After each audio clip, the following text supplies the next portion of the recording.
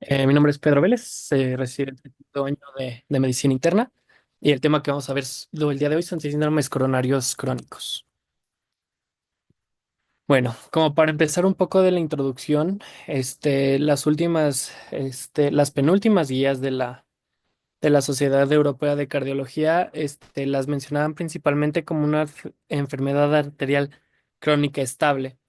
Nada más que en estas nuevas guías del 2024 empieza a haber una modificación como en el entendimiento de qué es lo que en realidad estaba pasando con este tipo de pacientes, porque en esta vez, en el 2024, nos las empiezan a definir como una variedad de presentaciones clínicas y síndromes que surgen de las alteraciones estructurales y o funcionales relacionadas con la enfermedad de las arterias cardíacas o de la microcirculación. Entonces, en pocas palabras, lo que se piensa que es dentro de la fisiopatología de este tipo de pacientes es que dentro de la actividad física con emoción o estrés se altera entre el aporte y la demanda de oxígeno a nivel cardíaco. Esto conlleva una hipoperfusión, una isquemia, de la cual clínicamente se presenta con angina, disnea o molestias torácicas. Ahora debemos de tener en cuenta que estos síndromes coronarios crónicos tienden a ser pueden cambiar, son estadios clínicos que de un día para otro pueden cambiar. Entonces, parte de nuestro abordaje en este tipo de definiciones o introducciones es que debemos de considerar que nuestro paciente en cualquier momento lo podemos enviar a urgencias por el simple hecho de que aunque ya tengan o se consideran pacientes estables, cualquier tipo de alteración entre la demanda y el aporte, pues puede alterar o inclusive cambiar el pronóstico de nuestros pacientes. Ahora, dentro de la fisiopatología, previamente se comentaba principalmente que estos pacientes con síndromes coronarios crónicos pues la mayoría era por aterosclerosis, ¿no? Entonces, recordando un poco de la fisiopatología de este tipo de pacientes, es que principalmente el LDL, que está aumentado por diferentes factores, llega a oxidarse, y aunque los receptores de LDL sí tiendan a la baja, normalmente los receptores tipo scavengers de los macrófagos tienden a aumentar. Entonces, el simple hecho de que mi LDL no tenga su receptor por afinidad, se pueda meter a otro tipo de receptores, pues llega a ser una activación inmunitaria principalmente y lesionar la íntima, como podemos observar en la imagen. Ahora, al introducirse el LDL en los macrófagos, tienden a desarrollar lo que son las células espumosas, que así se definen, y esto conlleva una activación, intraintimal, si así lo podríamos describir, de la cual llega a secretar citoquinas que llegan a aumentar la inflamación. Con esto conlleva principalmente que tanto las células, los fibroblastos de músculo liso también, y otro tipo de partículas, moléculas y células lleguen a desestabilizar este tipo de endotelio y justamente lo que conocemos como pues la placa ateromatosa.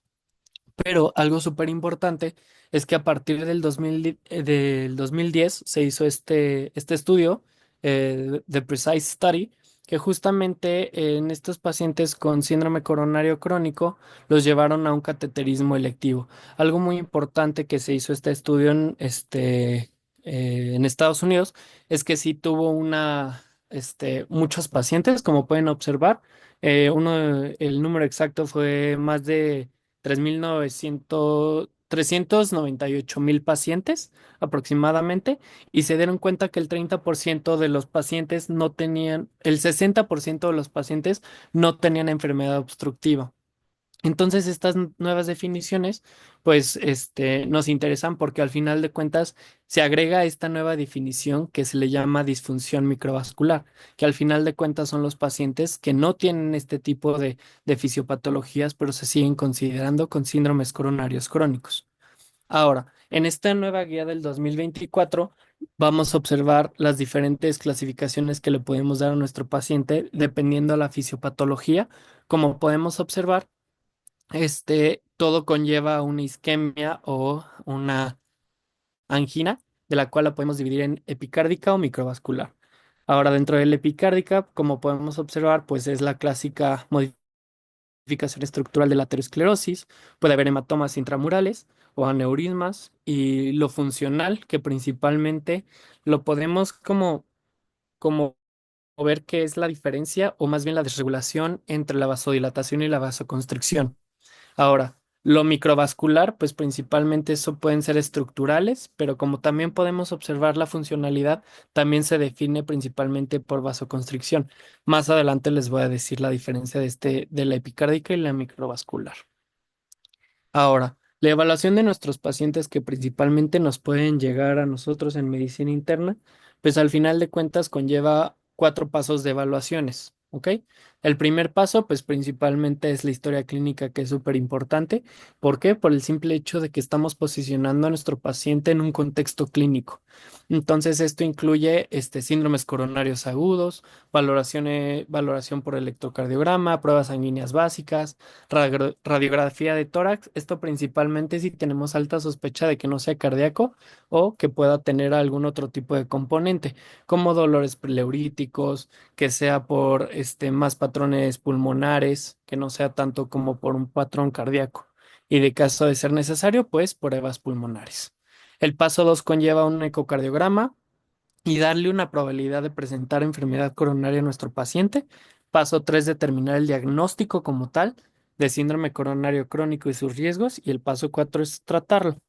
Ahora, en esta primera parte del primer paso, como podemos ver, lo que primero debemos de evaluar principalmente es si nuestro paciente tiene o no un síndrome coronario agudo.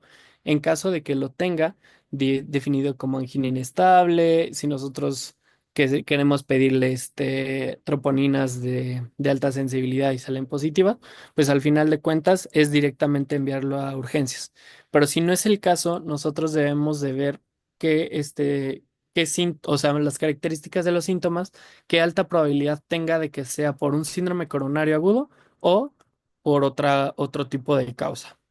Ahora, también debemos de considerar que la angina solo se presenta en un 10 al 25%. Antes se creía que la angina se presentaba más en hombres, pero últimamente se han dado cuenta que en realidad no es que se presente menos o más, sino que las características tienden a fluctuar, aunque sea un poco, con las mujeres. No todo síndrome coronario agudo inicia con angina, pero sí lo podemos definir principalmente entre angina como tal o, eh, ay, se me fue el nombre, equivalentes anginosos. ¿Ok? Ya no se utiliza principalmente la diferencia entre típico o atípico porque en realidad el pronóstico no cambia. Entonces, el simple hecho de utilizar esta palabra, pues en realidad cae en desuso porque no tiene ninguna significancia clínica. Ahora, este tipo de angina, como le dicen típica, pues principalmente consta de tres cosas: el dolor retroesternal, agravantes como ejercicio o estrés y mejoría en reposo o con nitroglicerina.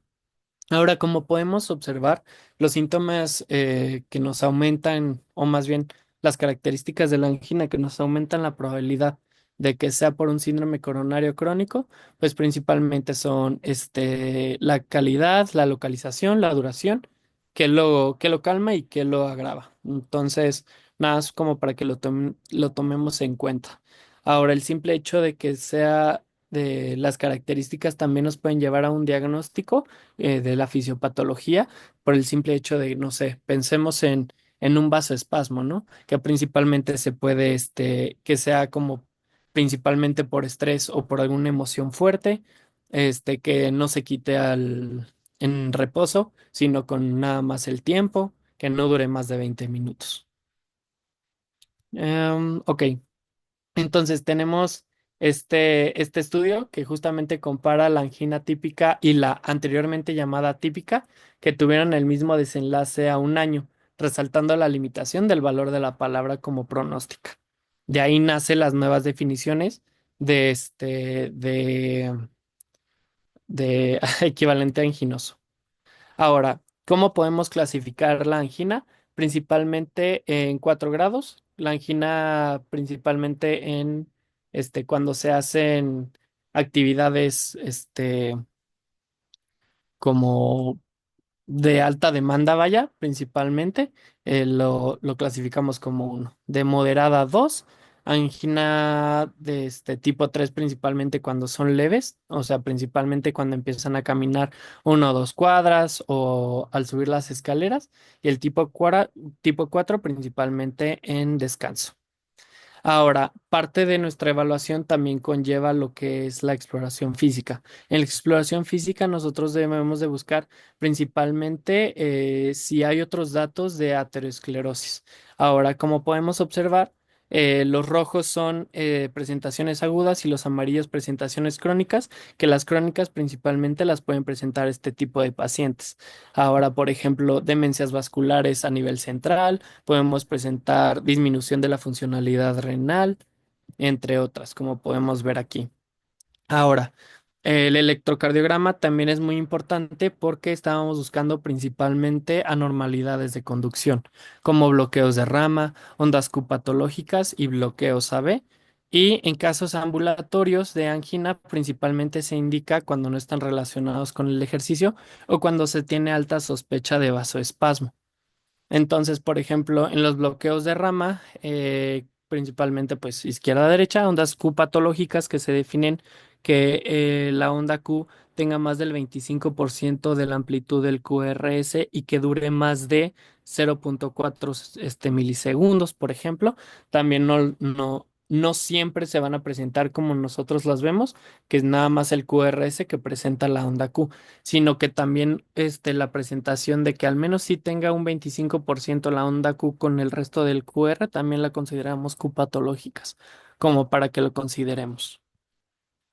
Ahora, las recomendaciones de los laboratoriales que nos hace la guía principalmente pues son estos, LDL, hemoglobina, la función renal, la glicada. Mm, También, aunque sea, nos dice que al menos una vez en su vida debemos de pedirle un perfil tiroideo.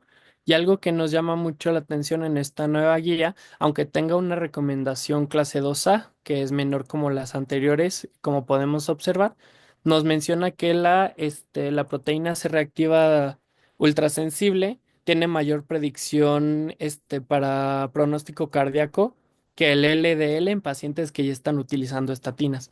Entonces, si tenemos pacientes ya con estatinas y LDL, la verdad es que no creo que no sé si lo tengamos en el hospital.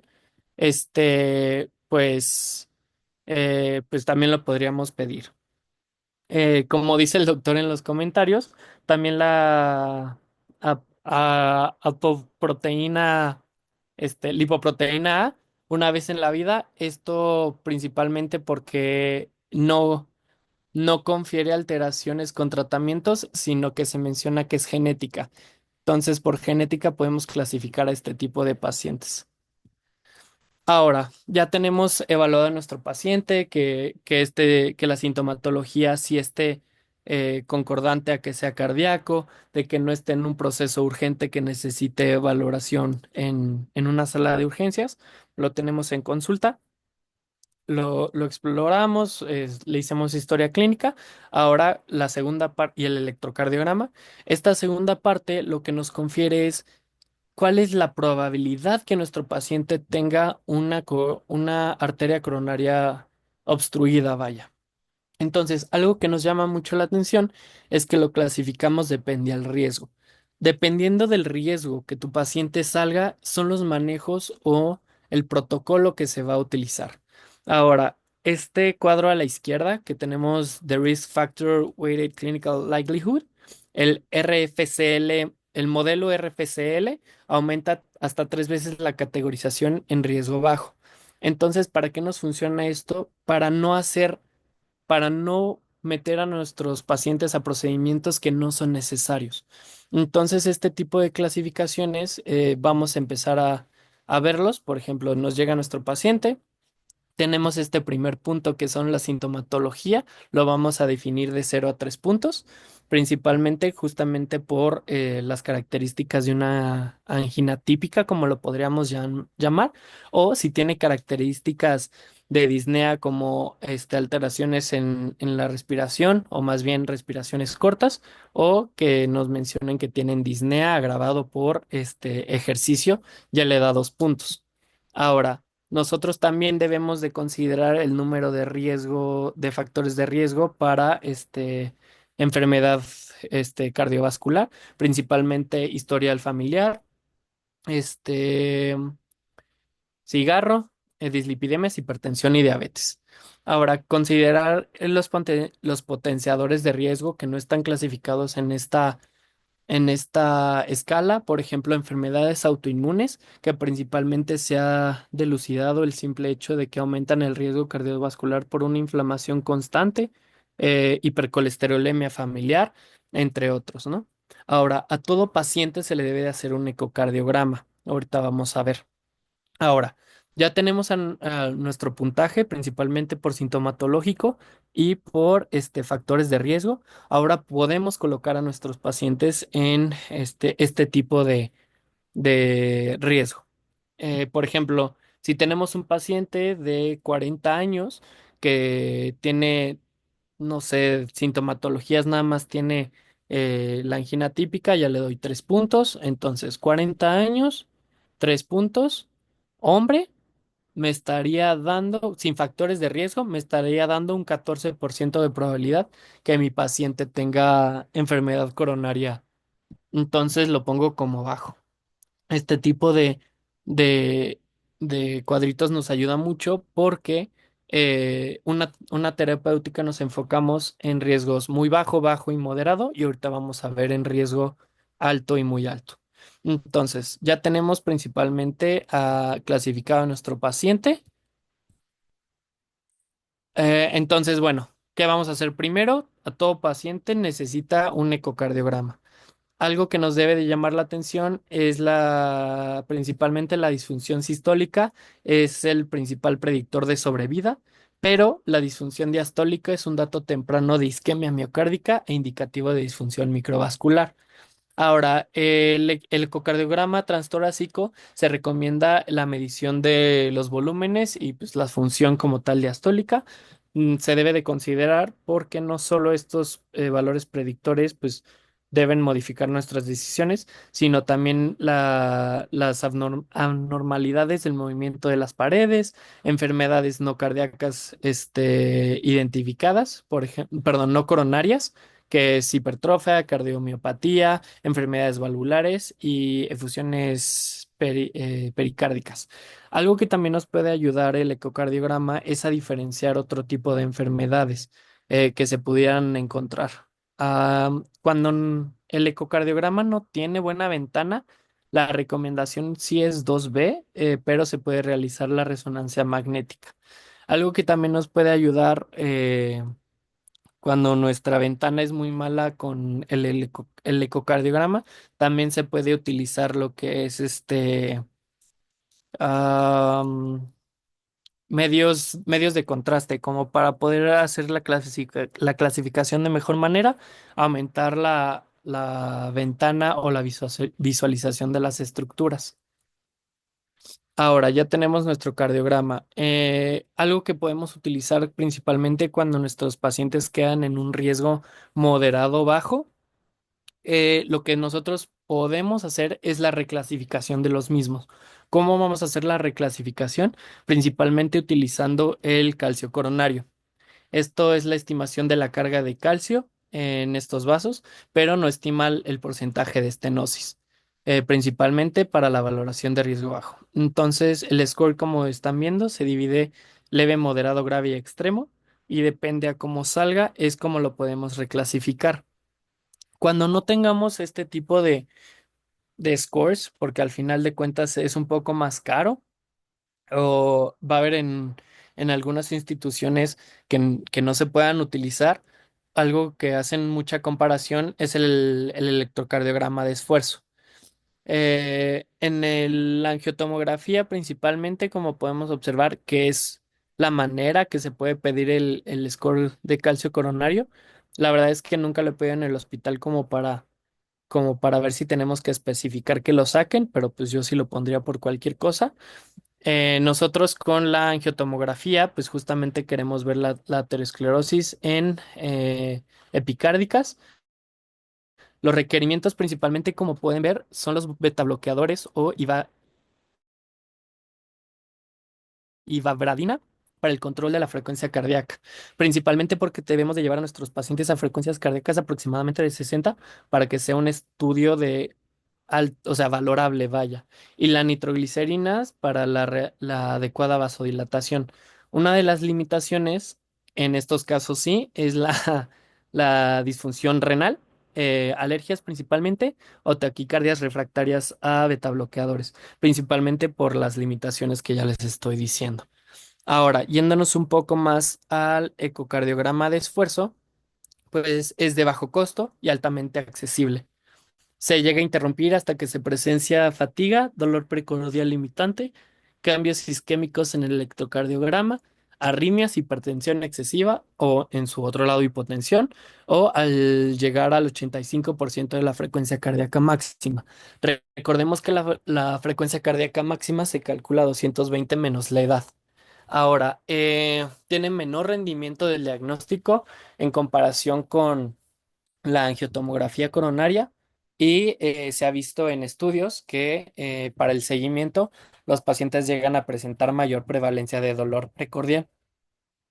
Ahora, hay este estudio, Scott Hart Trial, que demostró sí a favor del CCTA, o sea, de la coronariografía, pero en análisis post-hoc, ¿a qué se refieren esto? Los post-hoc principalmente son cuando se realizan los estudios, sacan la información y después llegan a analizarlo para otro tipo de causas que no se hicieron, que no fueron diseñados para... Ay, bueno, déjenme explicarme mejor. Los análisis post-hoc, cuando ya hubo un estudio, junto información para sacar información de algo en específico, pero después de sacar esa información, puedo sacar variables o más bien información para otro tipo de estudio, o para otra, ¿cómo decirlo? Para otro objetivo, vaya. Estos son los post-hoc análisis. Entonces se dieron cuenta que el electrocardiograma de esfuerzo sí tiene una alta especificidad como para este tipo de pacientes. Ahora, como podemos observar en las tablas de la derecha, principalmente los outcomes o desenlaces, principalmente son por muerte coronaria o infartos no fatales. Sí vemos una diferencia principalmente a los 5 años, pero no se dejen engañar tanto, la diferencia no fue tanto. El simple hecho, la diferencia principalmente fue de diferente el simple hecho de utilizar una terapia estándar, justamente comparada con la angiotomografía de coronarias, nada más disminuyó el riesgo de mortalidad a los 5 años de 3,9% a 2,3%. Ahora, ya tenemos nuestro score, ya tenemos nuestro likelihood de factores de riesgo y como podemos observar, se pueden reclasificar. Por ejemplo, si tuviéramos los factores de riesgo ay, ¿cómo se llamaba? RFCL, en el modelo RFCL del aproximadamente, no sé, 15%, pero tenemos un 15% de probabilidad de, de enfermedad cardiovascular obstructiva por coronarias, pues nuestro riesgo aumenta hasta amarillo, que aproximadamente es moderado. Entonces, justamente esto o nos ayuda a bajar a los pacientes a un riesgo muy bajo y ya no hacerles nada, o modificamos el riesgo y empezamos otra terapéutica o protocolos. Ahora, ¿en cómo vamos? Como para recapitular un poco. El primer paso es la valoración, historia clínica, síntomas, exploración física y nuestras pruebas básicas. Después a todos se les hace ecocardiograma y si tenemos la probabilidad baja, menos del 5%, ya con corrección con el calcio, con calcio score, pues ya no les hacemos nada. Pero si tenemos un riesgo, tanto sea bajo o moderado, que es del 15 al 50%, pues continuamos con nuestras líneas diagnósticas. Ahora, en el tercer paso se va a necesitar la confirmación del diagnóstico. Una de las principales que ya antes mencionada es la coronariografía, que nos ayuda a determinar la enfermedad coronaria obstructiva. Muchos estudios la definen de forma diferente, pero la mayoría, o al menos en esta guía, sí llegan a definir este tipo de obstrucción coronaria como más del 50% en coronaria izquierda o el 70% en otro tipo de vasos. Nada más que si tenemos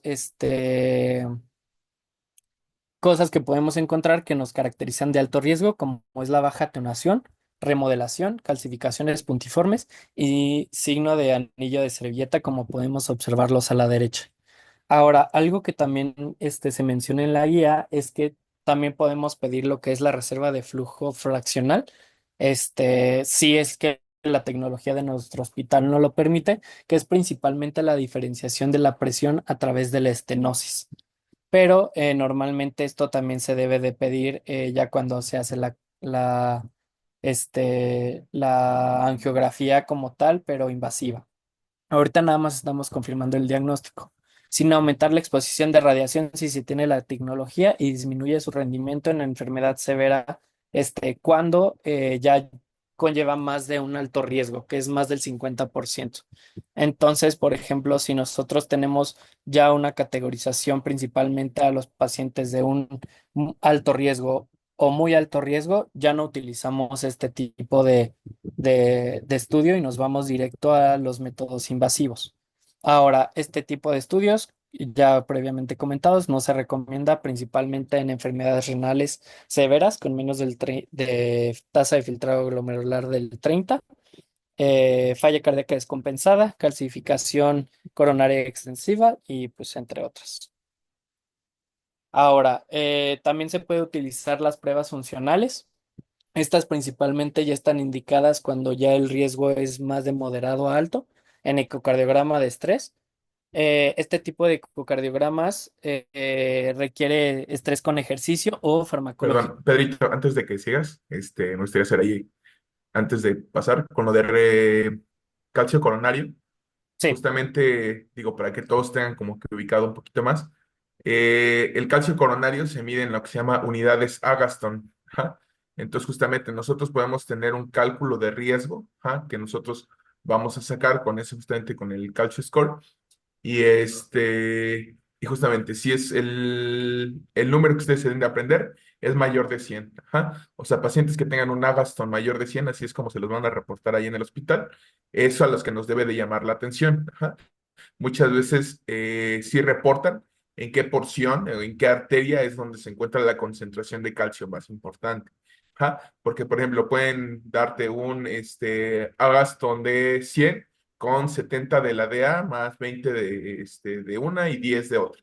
Ajá. Entonces sí nos debe llamar la atención y ya incluso te reportan pues cuál sería el sitio de lesión, ¿sí? Pacientes justamente arriba de 300 unidades Agaston, pues va a ser grave y más de 1000, pues obviamente ya es extremo, ¿no? Pero volvemos a lo mismo, reportan, a veces fraccionan, poniendo pues en 300, donde 150 de la DA y 120 de la circunfleja, ¿no? Entonces sí es importante que conozcan estas unidades y que sepan que pues le vamos a tomar importancia, perdón, cuando sea arriba de 100.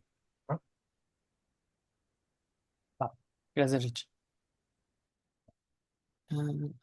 Ah. Ok. En las pruebas funcionales que se pueden utilizar principalmente en el ecocardiograma de estrés, requieren dobutamina o dipiridamol, principalmente como para forzar al corazón en un síndrome coronario crónico, pues ver qué tanto está afectado. Pero esto tiene limitaciones principalmente por ser operador dependiente y necesidad de una buena ventana y que mejora con el rendimiento de contraste. Ahora, en la tabla de la derecha hasta abajo, principalmente nos mencionan que puede haber, o nuevos estudios se han visto, que principalmente el flujo de la arteria coronaria descendente anterior, perdón, es considerada como un riesgo de estratificación, aparte de la movilidad de la pared. Ah, Ahora, dentro también de las pruebas funcionales, tenemos lo que es la perfusión miocardíaca, que se divide principalmente, pues podemos pedir tres cosas, que es el PET, el SPEC y la resonancia magnética. Muchos de los estudios mencionan que el PET es mejor, pero si no se ha visto ningún beneficio al momento en el pronóstico, y ambos con limitación en la isquemia balanceada. ¿A qué se refiere la isquemia balanceada? Es que cuando nuestras arterias en su mayoría tienen afección principalmente obstructiva, el simple hecho de que nosotros demos o sea, cuando están, los vasos arteriales están afectados en su mayoría, cuando nosotros hacemos este tipo de cambios de flujo, pues en realidad se están afectando todas las arterias y pues no se puede ver una buena perfusión miocárdica, o más bien, ¿cómo decirlo?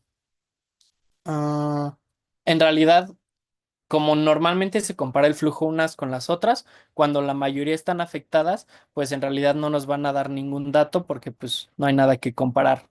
Algo que sí se puede estar afectando principalmente en la resonancia magnética es la alta limitación por el costo y el tiempo, ¿no? Algo que pues justamente se compara mucho qué estudio se debería de tomar principalmente, pues en realidad no hay como un gold standard, pero sí sí cual tengamos a la mano y dependiendo a la necesidad de nuestro paciente. En la tabla de la derecha pues tenemos algunos tipos de selecciones que podemos utilizar, pues principalmente como estamos viendo en individuos que tienen aunque sea bajo o moderado riesgo de tener una enfermedad obstructiva coronaria, pues al final de cuentas la que primero se, se indica es la coronariografía, nada más como para que lo tengamos en cuenta. Ahora, las definiciones de alto riesgo, principalmente dependiendo de las pruebas que lleguemos a utilizar. En estas guías, pues principalmente nos mencionan, por ejemplo, que en el electrocardiograma de esfuerzo, la mortalidad se define como alto riesgo cuando la mortalidad cardiovascular es mayor a 3 años por el score de Duke, que este tipo de mortalidad nos lo refieren cuando el score nos sale en menos de 10.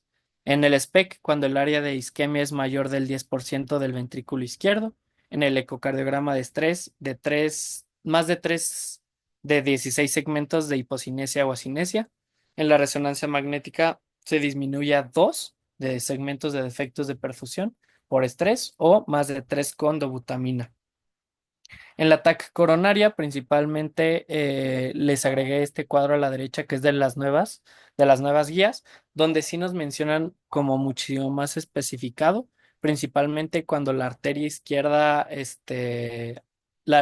coronaria izquierda tenga una estenosis más del 50%, tres arterias o más bien tres vasos tengan una estenosis más del 70% o dos con más del 70% que incluyan la descendente anterior proximal. O nada más con un vaso involucrando la proximal descendente, ¿no? Lo que es la reserva de flujo fraccional menor a 0,8. Ahora, recordemos que ya clasificamos anteriormente a nuestros pacientes por la probabilidad de tener una enfermedad cardiovascular crónica y obstructiva, perdón, y ahora la clasificación de riesgo por eventos adversos, principalmente es alto cuando es mayor a 3%, que es indicación de arteriografía invasiva, intermedio de 1 a 3% y bajo en 1%. Ahora, ya estamos como tal, viendo qué podemos hacer por nuestros pacientes con base en la probabilidad de tener una arteria tapada en el corazón, pero debemos de considerar lo que puede ser muy dinámico esto. Por ejemplo, si nos llega nuestro paciente con un riesgo entre 5 y 15%, le podemos tomar la angiotomografía de coronarias y si sale alto, pues justamente, o sale positivo, lo podemos llevar hacia un moderado o hacia un alto riesgo. En cualquier momento que nosotros consideremos que tenga indicación de angiografía invasiva, pues debemos de llegarlo a un muy alto riesgo, no importa en qué situación estemos. Principalmente, como ya sabemos, si tiene indicación ya cuando se vuelve un síndrome coronario agudo. O en todo caso, también podemos bajarlo de un riesgo bajo a un riesgo muy bajo y ya no tendríamos que hacerle ningún otro tipo de pruebas. Como pueden observar, a partir del riesgo alto, que es más del 50%, ya no está indicado nuestra angiografía, sino nos vamos a imágenes principalmente funcionales, como es el ecoestrés, la resonancia magnética o el PET o el SPECT, en todo caso. Ahora, ¿cómo individualizar nuestros pacientes? Este esquema está como un poco más explicativo. Tenemos que hasta arriba, pues si nos sale un pretest de bajo a moderado, pues al final de cuentas tenemos que descartar si tiene nuestro paciente una enfermedad obstructiva. En todo caso, pues pedirle la angiografía o, en su caso, una imagen funcional. De todo caso, pues moverlo, si es de alto riesgo, pues moverlo hacia una investigación invasiva. Ya en el momento en que recordemos que, como previamente comentando, no todo paciente tiene obstrucción, sino que también tiene riesgo de que nada más sean vasoespasmos o una enfermedad microvascular. Ahora, algo que también debemos de tomar en cuenta es que, por ejemplo, si tenemos un paciente con, no sé, 40% de estenosis, ¿estaría indicado revascularizarlo? Pues hasta ahorita no, pero se ha visto que la reserva de flujo funcional, previamente ya comentando, y el radio de la onda libre instantánea, como podemos ver en las recomendaciones, que es 1A. Si tiene significancia de menos de 0,8 o de 0,89 respectivamente, pues aunque no esté indicado como tal por estenosis, pero sí estamos teniendo una afección en la microvasculatura, porque este tipo de variables es lo que nos dice si en realidad hay una afección o no en la microvasculatura, pues está indicado la re- revascularización. Ahora, ¿qué estudios nos apoyan en este tipo de cosas? Pues principalmente encontré estos, que uno de los que más menciona es en el de hasta arriba, el DIFER del 2015, con 325 pacientes. Se vio que principalmente dentro de sus conclusiones, que si en una de las estenosis, en una ICP, salía una reserva de flujo fraccional mayor a 0,75, tenía seguridad de esperarse sin necesidad de la reperfusión. Y pues también comparando otro tipo de estudios que pues nos comparan estas dos variables. Ahora, en un paso 4 dentro del tratamiento, pues el tratamiento se inicia desde la primera consulta. No nos tenemos que esperar. Si nosotros tenemos la alta probabilidad o la alta sospecha de que nuestro paciente puede estar teniendo un síndrome coronario crónico, pues podemos iniciar el tratamiento. Principalmente son cuatro pilares: el manejo del riesgo cardiovascular, el antianginoso, el manejo preventivo y la revascularización. Ahora, dentro de las primeras, que es el riesgo cardiovascular, pues tenemos todas estas, ¿no? Que al final de cuentas nos toca mucho hacerlo. Al final de cuentas son metas de lípidos, metas de diabetes, hipertensión arterial, higiénico-dietéticas, educación de nuestro paciente. Algo que me llama mucho la atención principalmente son tres, que por ejemplo en las inmunizaciones, a nosotros si vacunamos a nuestro paciente con influenza, disminuimos la mortalidad. En pacientes que están fumando, si llegan a suspender pues el fumar, disminuye 36% su mortalidad. Y por ejemplo, en la actividad física, si llegan a aumentar su consumo de oxígeno de 1 mililitro kilogramo minuto, llega a disminuir la mortalidad en un 14 al 17%. Entonces, al final de cuentas, pues sí, sí, aunque tenga ya una, una sospecha de obstrucción coronaria, no dejar pasar este tipo de pautas que podemos modificar en nuestro paciente, porque al final de cuentas sí pueden modificar la mortalidad de nuestros pacientes. Dentro del manejo antianginoso tenemos principalmente tres pilares, que son los ni- nitratos, nitritos, perdón, beta bloqueadores y calcio antagonistas. Dentro de los nitritos, uno de los estudios que llegué como a investigar fue del nicorandil, El ensayo IONA redujo el riesgo de muerte cardiovascular, infarto agudo del miocardio y readmisiones hospitalarias. En los betabloqueadores tenemos menor demanda de oxígeno, disminuyendo la frecuencia cardíaca y aumento del tiempo diastólico.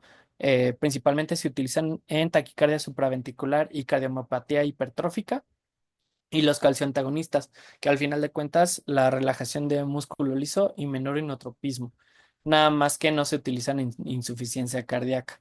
Como todos estos tres medicamentos lo que hacen es o bajar el consumo de oxígeno de alguna u otra manera o aumentar el flujo de oxígeno hacia las diferentes regiones del corazón.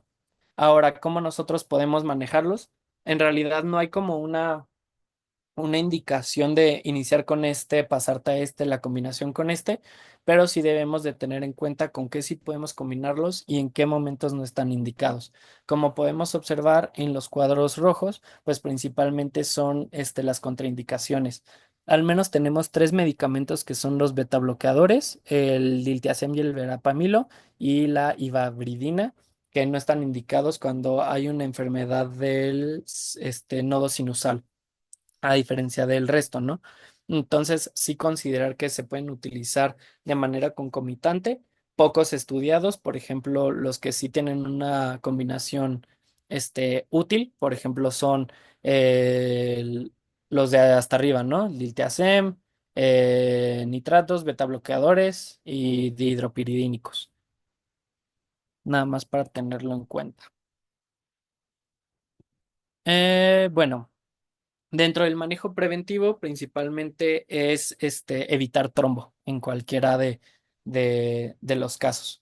En todo paciente se debe de utilizar aspirina o clopidogrel y si hay una revascularización, se debe de dejar doble agregante aunque sea 6 meses. Como podemos observar, pues hay diferente tipo de antiagregantes que podemos dejar. El Pasugrel y Ticagrelol, pues al final de cuentas son este, inhibidores del P2Y12 con mayor potencia, pero menos estudiados que el clopidogrel y pues la aspirina de cajón. El, Ahora, como podemos observar, los pacientes que nos llegan con síndromes coronarios agudos, debemos de clasificarlos por su riesgo de sangrado, tanto de sangrado como de riesgo isquémico. Ahora, del lado derecho tenemos a los pacientes que tienen un alto riesgo de sangrado, que por default les vamos a tener que dar aspirina clopidogrel al menos de 1 a 3 meses y podemos continuar la terapéutica para más de 6 meses, pero principalmente con uno de los dos. Se menciona que el más estudiado es el clopidogrel, entonces muchos lo recomiendan. A diferencia que si nos vamos de hasta el otro lado donde no tienen riesgo de sangrado, sin ningún riesgo isquémico, pues le podemos dejar igual la combinación aspirina clopidogrel y nada más dejarle igual 6 meses hasta después de 6 meses ya lo modificamos nada más o aspirina o clopidogrel. Ahora, ¿cómo nosotros podemos clasificar a nuestro paciente si tiene alto riesgo de sangrado o alto riesgo isquémico? Pues justamente son estas escalas. Ahora, principalmente estas dos escalas se van a utilizar para nuestro riesgo de sangrado. Muchas veces nos habían dicho del Precise DAP, que principalmente arriba de 25 puntos, pues ya es clasificado como un paciente de alto riesgo para el sangrado. Pero hay una nueva escala, pues que podemos utilizar, que es la ARC-HBR, ¿no? Que es de acá arriba, Academic Research Consortium for High Bleeding Risk, que justamente nos dice que con uno mayor o dos menores, ya debemos de considerar a nuestro paciente como alto riesgo. Entonces, justamente esta escala está padre porque utiliza Precise DAP como también uno de sus criterios mayores, mayor de 25 puntos o cualquiera de los de abajo y dos menores. Entonces, si ya tenemos alto riesgo de sangrado, pues nada más utilizar de 1 a 3 meses y a partir de ahí poder nada más dejar uno y considerar. Ahora, ¿cómo medimos el riesgo de isquémico? Pues principalmente cuando tenemos pues factores de riesgos importantes, ¿no? cuando tenemos infartos agudos al miocardio recurrentes, enfermedad polivascular, que sea prematuro en menos de 45 años o acelerada, cuando son lesiones de más, dentro de 2 años, de tiempo, inflamación crónica, principalmente lupus, VIH, artritis crónica y pues también el simple hecho del procedimiento, ¿no? Con alto riesgo de isquemia. Como podemos observar, pues, lesiones, 3 lesiones implantables, tratadas, con más de 6 milímetros del total del stent, entre otros. Entonces, si nosotros tenemos la clasificación donde sí nos da un riesgo elevado, pues podemos utilizar diferente tipo de abordajes, aunque principalmente como pueden observar, todos empiezan con aspirina, clopidogrel, pero si nos dejan jugar un poquito más, cuando son tratamientos prolongados. Por ejemplo, también se ha estudiado el ticagrelol en 60 miligramos cada 12 horas, por ejemplo, entre otros y sus combinaciones respectivamente. Ahora, también podemos combinar otro tipo cuando tenemos de alto riesgo que se menciona que debemos de dar doble terapia antiagregante, pues tenemos estas dosificaciones. Y en algunos, pues en los estudios, como el Rivaroxaban, que se estudió en el estudio de COMPAS, también se puede coadministrar con aspirina. Tenemos el clopidogrel con aspirina, pasugrel y ticagrelol en el Pegasus. Ahora, cuando hay una indicación de anticoagulación y se revascularizó el paciente, pues normalmente nos dicen que podemos utilizar el DOAC e inhibidores de el P2Y12. Se menciona que el clopidogrel es la de preferencia, la dosis reducidas de rivaroxaban o dabigatran, y después de un año solo dejar el DOAC. En pacientes que tienen alto riesgo de sangrado de tubo digestivo, pues se puede considerar la utilización del IVP, pero sí que no se dejen en cualquier tipo de pacientes. Ahora, también debemos como antes ya previamente mencionado, pues la utilización de otro tipo de medicamentos que nos pueden ayudar principalmente en los pacientes, por ejemplo, las estatinas, que nuestras metas al final de cuentas de LDL debe de disminuir o el 50% de los niveles basales o menos de 50. Si hay más de 2 eventos cardiovasculares en 2 años, pues se debe de llegar a una meta de menos de 40 miligramos por decilitro.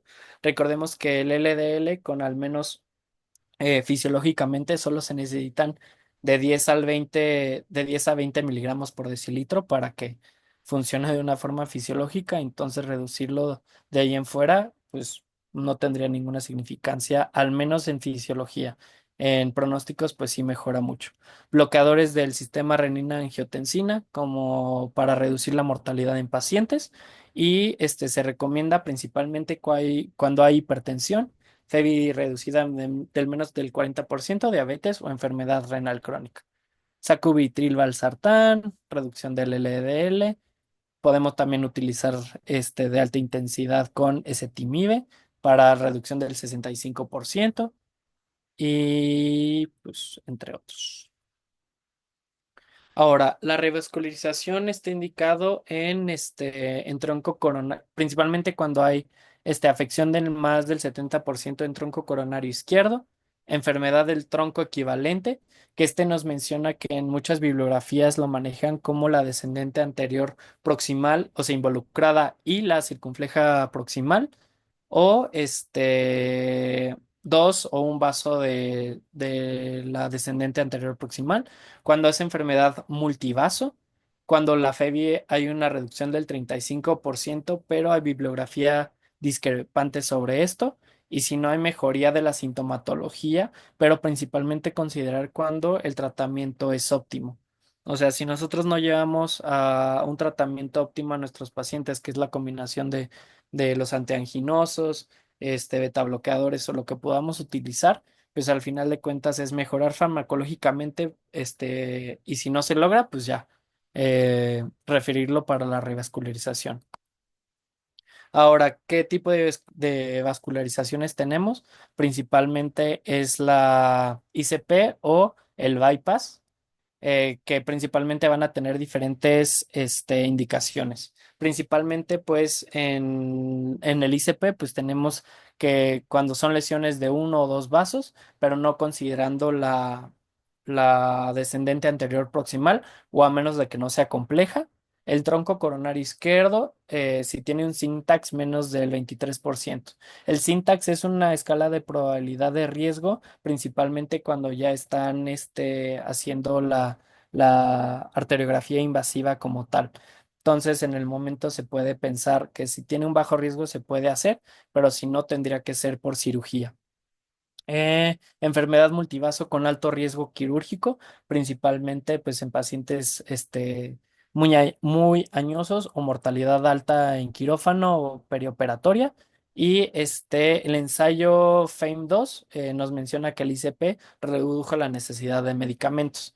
Ahora, para el bypass, principalmente las indicaciones son cuando el tronco coronario izquierdo está afectado en más del 70% o la enfermedad multivaso, sin alto riesgo de mortalidad perioperatoria, y cuando la FEBI está en menos del 35%.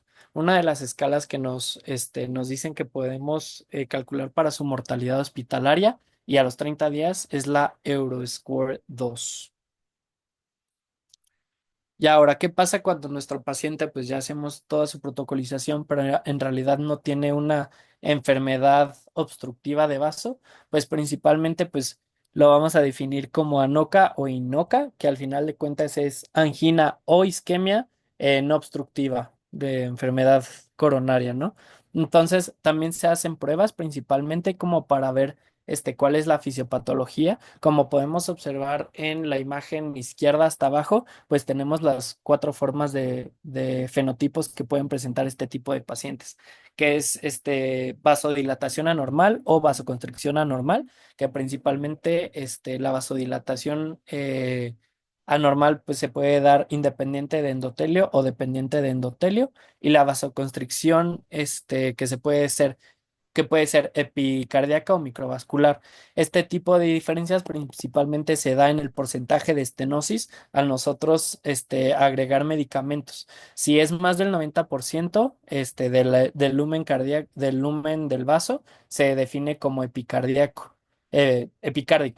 Si es menos del 90%, se define como una afección microvascular. ¿Qué tipo de tratamientos tenemos para este tipo de pacientes? Pues casi el mismo que el otro, ¿no? Pues al menos al inicio sí son cambios en el estilo de vida, modificación de factores de riesgo, pero el tratamiento farmacológico sí se basa principalmente en que salió abnormal. Si es por vasodilatación, pues principalmente se pueden utilizar beta bloqueadores, calcioantagonistas, o si salió la vasoconstricción anormal, pues justamente también se pueden utilizar lo que son nitratos o nicorandil. Y considerar la utilización de estatinas y yecas. Y eso es todo. Muy bien, Pedrito. Excelente clase. No sé si tengan algún comentario. Al señor que le gusta hablar de cardio. Sí, ya nada más agregando a lo de las, a de las lesiones, te puede regresar otra, ¿cierto? Hay una después. Adelante, adelante. No, no tanto. ¿Adelante o después? Adelante. A ver, O sea,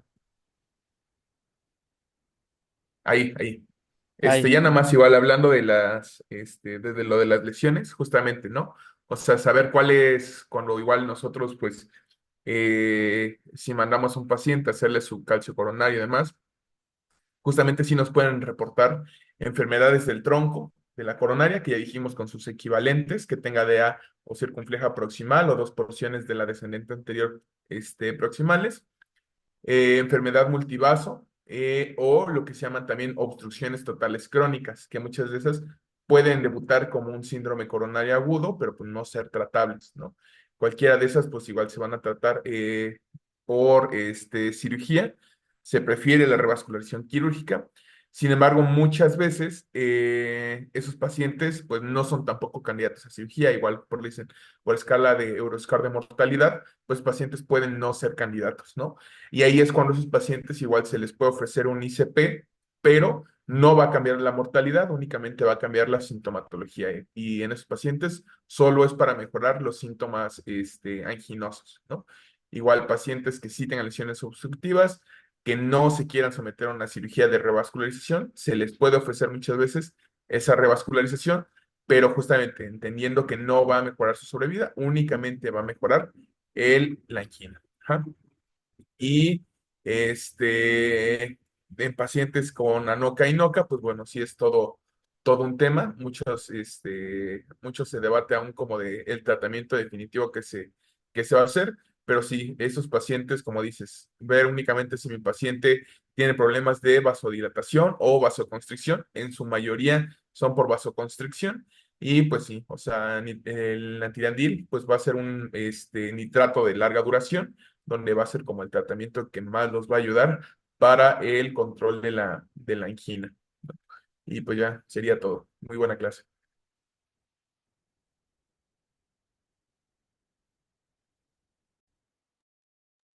Excelente, Gracias, Pedrito. chicos. Muy bien. Gracias, buena tarde. Pues gracias a todos. Nos vemos el día de mañana.